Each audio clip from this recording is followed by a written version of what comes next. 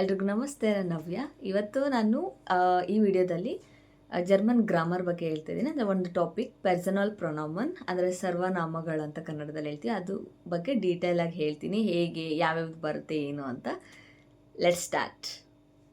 Personal ಪ್ರೊನೌಮನ್ ಅಂದರೆ ವೈಯಕ್ತಿಕ ಸರ್ವನಾಮಗಳು ಅಂತ ಕರಿತೀವಿ. ಸೊ ಇದನ್ನು ಜರ್ಮನ್ ಭಾಷೆಯಲ್ಲಿ ನಾವು ಲೈಕ್ ಒಬ್ಬ ವ್ಯಕ್ತಿಗೆ ಅಥವಾ ಒಬ್ಬ ವ್ಯಕ್ತಿ ಹೆಸರು ಅಥವಾ ನಾಮಪದ, ಲೈಕ್ ಫಾರ್ ಎಕ್ಸಾಂಪಲ್ ನಾಮನ್ನು ಮತ್ತೆ ಬಳಸದೆ, ಫಾರ್ ಎಕ್ಸಾಂಪಲ್ ಅವ್ರ ಹೆಸರು ಏನು ಬಳಸದೆ ಹೇಗೆ ಹೇಳೋದು ಅಂತ. ಫಾರ್ ಎಕ್ಸಾಂಪಲ್ ನಾವು ಹಿಂಗೆ ಇಂಗ್ಲೀಷಲ್ಲಿ ಕಲಿತೀವಲ್ವ, ಹಿ ಶಿ ಅಂತ, ಅದೇ ಥರ ಇಲ್ಲಿಯೂ ಸಹ ಇದೆ.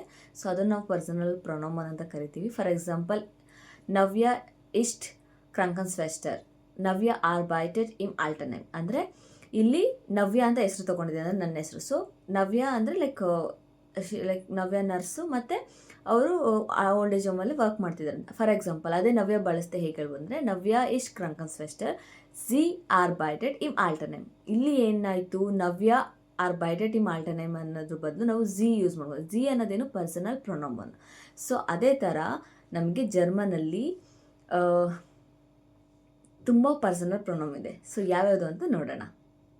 ಸೊ ನಾನು ಇವತ್ತು ಹೇಳ್ಕೊಡ್ತಾರೆ ನಿಮಗೆ ಪರ್ಸನಲ್ ಪ್ರೊನೌಮನ್ ನಾಮಿನೇಟಿವಲ್ಲಿ. ಸೊ ನಮಗೆ ಜರ್ಮನಲ್ಲಿ ನಾಮಿನೇಟಿವ್, ಅಕ್ಯುಸೇಟಿವ್, ಡಾಟಿವ್, ಗೆನೆಟಿವ್ ಈ ಥರ ಎಲ್ಲ ಇದೆ.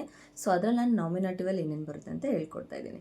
ಸೊ ನಾಮಿನೇಟಲ್ಲಿ ಬರುವಂಥದ್ದು ಇಶ್ಗೆ ನಾನು ಅಂತ ಕರಿತೀವಿ. ದೂಗೆ ನೀನು, ಎರ್ಗೆ ಅವನು ಅಂತ ಕರಿತೀವಿ. ಝಿ ಅಂದರೆ ಇದು ಸ್ಮಾಲ್ ಲೆಟ್ರಲ್ಲಿ ಬರೆಯುವಂಥ ಝಿ, ಅದಕ್ಕೆ ಅವಳು ಅಂತ ಕರಿತೀವಿ. ಎಸ್ ಅಂದರೆ ಅದು, ಲೈಕ್ ಫಾರ್ ಎಕ್ಸಾಂಪಲ್ ಒಂದು ವಸ್ತು ಕರೆಯುವಂಥದ್ದು. ವಿಯರ್ ಅಂತ ಕರಿತೀವಿ ನಾವು. ಇಯರ್ ಅಂದರೆ ನೀವು, ಅಂದರೆ ತುಂಬ ಜನ ಇರ್ತಾರಲ್ವ, ನೀವೆಲ್ಲರೂ ಅಂತಲೂ ಸಹ ಕರಿಬೋದು. ಝಿ ಅವರು, ಇದು ಸ್ಮಾಲ್ ಝಿ ಅವರು. ಆ್ಯಂಡ್ ಕ್ಯಾಪಿಟಲ್ ಝಿ ನೀವು, ಅಂದರೆ ಲೈಕ್ ಗೌರವದಿಂದ, ಲೈಕ್ ಫಾರ್ಮಲ್ ಝಿ ಅಂತ ಕರಿತೀವಿ ನಾವು. ಇದನ್ನು ಲೈಕ್ ಸರಳವಾಗಿ ನೆನ್ಪಿಟ್ಕೊಳ್ಬಹುದಾದಂತಹ ರೀತಿ ಏನಪ್ಪ ಅಂದರೆ, ಇಶ್ ಅಂತ ಅಂದರೆ ಮಾತಾಡ್ತಿರುವ ವ್ಯಕ್ತಿ ಅಂತ. ಫಾರ್ ಎಕ್ಸಾಂಪಲ್ ನಾನು ಇಶ್ ಅಂದರೆ ನಾನು. ಇಶ್ ಲರ್ನೆ ಡಾಯ್ಚ್ ಅಂದರೆ ನಾನು ಜರ್ಮನ್ ಕಲಿತಾ ಇದ್ದೀನಿ, ಆ ಥರ. ಇಶ್ ಯಾವಾಗಲೂ ನಾನು ಅಂತ ನೆನ್ಪಿಟ್ಕೊಳ್ಳಿ.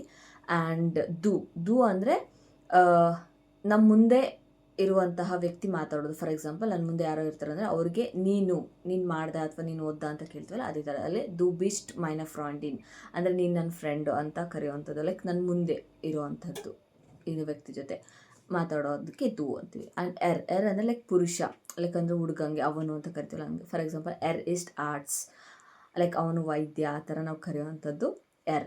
ಆ್ಯಂಡ್ ಝಿ ಅಂದರೆ ಮಹಿಳೆ, ಲೈಕ್ ಅವಳು ಅಂತ ನಾವು ಕರಿಬಹುದು. ಲೈಕ್ ಝಿ ಈಸ್ಟ್ ಕ್ರಂಕನ್ಸ್ವೆಸ್ಟರ್, ಫಾರ್ ಎಕ್ಸಾಂಪಲ್ ಹೆಂಗೆ ಇಂಗ್ಲೀಷಲ್ಲಿ ಶಿ ಇದೆ ಅದೇ ಥರ ಇದು ಝಿ. ಆ್ಯಂಡ್ ಇನ್ನೊಂದು ಎಸ್ ಅಂದರೆ ಲೈಕ್ ವಸ್ತುಗಳಿಗೆ ಕರೆಯುವಂಥದ್ದು. ಫಾರ್ ಎಕ್ಸಾಂಪಲ್ ನಾಯ್ಟರ್ ಪದಗಳಿಗೆ ಅಂತ ಕರಿತೀವಿ. ಫಾರ್ ಎಕ್ಸಾಂಪಲ್ ದ ಸ್ಕಿನ್ ಈಸ್ಟ್ ಕ್ಲೈನ್, ಅಥವಾ ಎಸ್ ಇಸ್ ಶ್ಯೂಸ್ ಅಂದರೆ ಲೈಕ್ ಮಗು ಚಿಕ್ಕದಾಗಿದೆ ಅಥವಾ ಅದು ತುಂಬ ಮುದ್ದಾಗಿದೆ, ಸ್ವೀಟ್ ಅಂತ, ಅದಕ್ಕೆ ಎಸ್ ಅಂತ ಕರೆಯೋದು. ವಿಯರ್ ಅಂದರೆ ನಾನು ಮತ್ತು ಇತರರು. ಫಾರ್ ಎಕ್ಸಾಂಪಲ್ ನಾವು ಅನ್ನೋದಕ್ಕೆ ವಿಯರ್ ಅಂತ ಬರುತ್ತೆ. ವಿಯರ್ ಆರ್ಬೈಟನ್ ಸುಸಾಮನ್ ಅಂದರೆ ನಾವು ಒಟ್ಟಿಗೆ ಕೆಲಸ ಮಾಡ್ತೀವಿ ಅಂತ ಬರುತ್ತೆ. ಆ್ಯಂಡ್ ಇಯರ್ ಅಂದರೆ ಲೈಕ್ ನೀವು ಎಲ್ಲರೂ ಅಂತ ಬರುತ್ತೆ ಇಯರ್ ಅಂದರೆ. ಸೊ ಇದಕ್ಕೆ ನಾವು ಎಕ್ಸಾಂಪಲ್ ಕೊಡೋದಂದರೆ ಇಯರ್ ಝೈ ಸ್ಟೂಡೆಂಟನ್ ಅಂದರೆ ನಾವೆಲ್ಲ ವಿದ್ಯಾರ್ಥಿಗಳು, ಅಂದರೆ ನೀವು ವಿದ್ಯಾರ್ಥಿಗಳು, ನೀವು ಅನ್ನೋದನ್ನು ನಾವು ಇಯರ್ ಅಂತ ಕರಿತೀವಿ.